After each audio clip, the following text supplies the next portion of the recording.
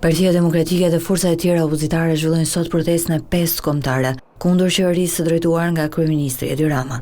Këtë herë opozita ka vendosur të zhvillojë një protestë ndryshe, pa fjalime politike dhe në bulevardin ndryshmor të Kombit, para godinës së kryeministrisë, nuk është vendosur skena që zakonisht vendoset sa herë që opozita del në protestë. Në një bashkëbisedim me qytetarët në rrjetet sociale, kryetari i Partisë Demokratike Sali Berisha u bëri apel qytetarëve të bashkohen protestës opozitës sot në mbrëmje.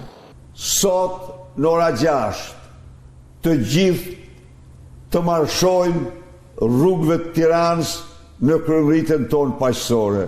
Kryetari PD-s Berisha përsëriti se ndryshimet në qeveri dhe shkarkimi Belinda Ballukut nuk ndryshojnë asgjë në aksionin e Partisë Demokratike, pasi opozita kërkon largimin e kryeministrit Edi Rama. Kjo betejë nuk lidhej me Lubi Ballukun. Në asnjë rast.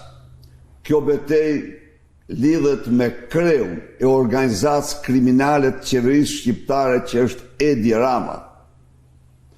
Ndaj dhe ne këtë betejë do të vazhdojmë gjersa Edi Rama të largohet nga pushteti.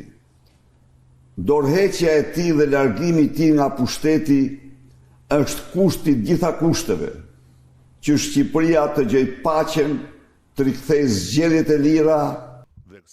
Kryetari PD-s Berisha shfrytëzoi këtë komunikim për të komentuar edhe ndryshimet në qeveri, duke vënë në dukje se edhe kabineti i ri tregon ndikimin e Belinda Ballukut mbi kryeministrin Edi Rama. Ai bëri dje një riformatim të qeverisë, me të cilin faktoi më shumë se çdo gjë tjetër se Lubia është vetë Rama. E marr hua nga populli që thot u mbars mali dhe polli 1000, ne le të themi dështoi Lubia dhe polli 3 ministra e një zëvendës kryeministre. Protesta e opozitës do të nisë sot në orën 18 dhe stacioni i parë i protestuesve është godina e kryeministrisë në bulevardin ndryshmor të Kombit.